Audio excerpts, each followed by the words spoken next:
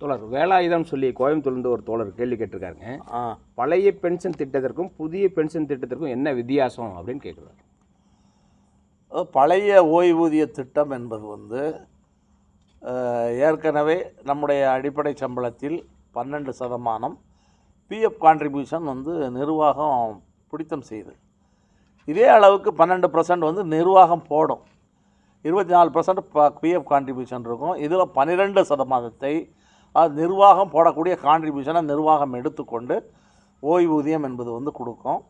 அந்த ஓய்வூதியம் என்பது ஒரு தொழிலாளி சர்வீஸில் 30 வருஷம் சர்வீஸ் பண்ணார்னா அவர் கடைசியாக வாங்கின அடிப்படை சம்பளத்தில் 50% ஓய்வூதியமாக கிடைக்கும்.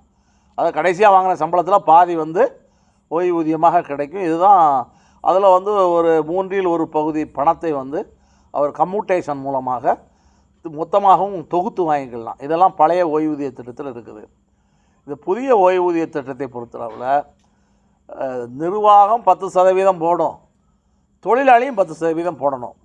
பழைய ஓய்வூதிய திட்டத்தில் தொழிலாளி எந்த பணமும் செலுத்த வேண்டியதில்லை. நிர்வாகம் 10% போடும், தொழிலாளிகள் 10% போடுவாங்க. இந்த 20%.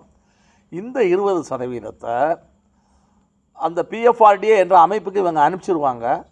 பிஎஃப்ஆர்டிஏ என்ற அமைப்பு அந்த பணத்தை பங்குச்சந்தையில் முதலீடு பண்ணும். பங்குச்சந்தையில் முதலீடு பண்ணி அதன் மூலமாக அதில் லாபம் ஏற்படுத்துறது அப்படின்னு அவன் சொல்கிறான். அந்த பிஎஃப்ஆர்டிஏனுடைய விதிமுறையிலே என்ன சொல்கிறான்னா, நாங்கள் பங்குச்சந்தையில் தான் அதை முதலீடு பண்ண போகிறோம்.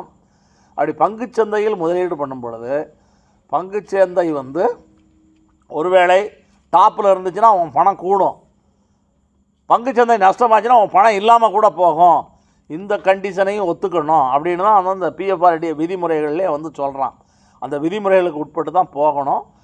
பிஎஃப்ஆர்டிஏ அந்த பங்குச்சந்தையில் விட்ட பிறகு அந்த தொழிலாளி பணி ஓய்வுக்கு முன்னாடி கடைசி 5 வருஷம் பங்குச்சந்தையில் இருக்க பணத்தை பூரா ரிட்டர்ன் பண்ணி எடுத்து எவ்வளோ பணம் மொத்தமாக இருக்குதோ அதில் 60% தொகையை கையில் கொடுத்துருமா. மீதி 40% தொகையை எல்ஐசியில் அம்யூனிட்டி பாண்ட் வாங்குவான். அது எவ்வளோ காசு இருக்கோ அதுக்கு ஏற்ற மாதிரி ஒரு 7% அளவுக்கு வட்டி போட்டு எல்ஐசி திருப்பி கொடுப்பான். திருப்பி அந்த பணம் வரவும் வராது. இதுதான் புதிய ஓய்வூதிய திட்டம் என்ற திட்டம்.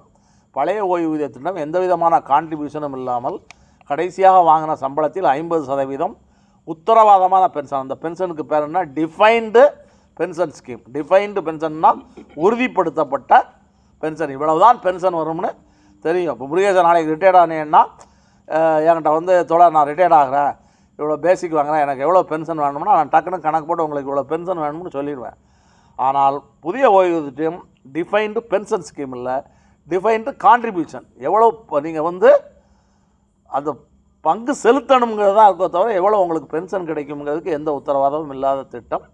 அதுதான் புதிய பென்ஷன் திட்டத்துக்கும் பழைய பென்ஷன் திட்டத்துக்கும் உள்ள வித்தியாசம்.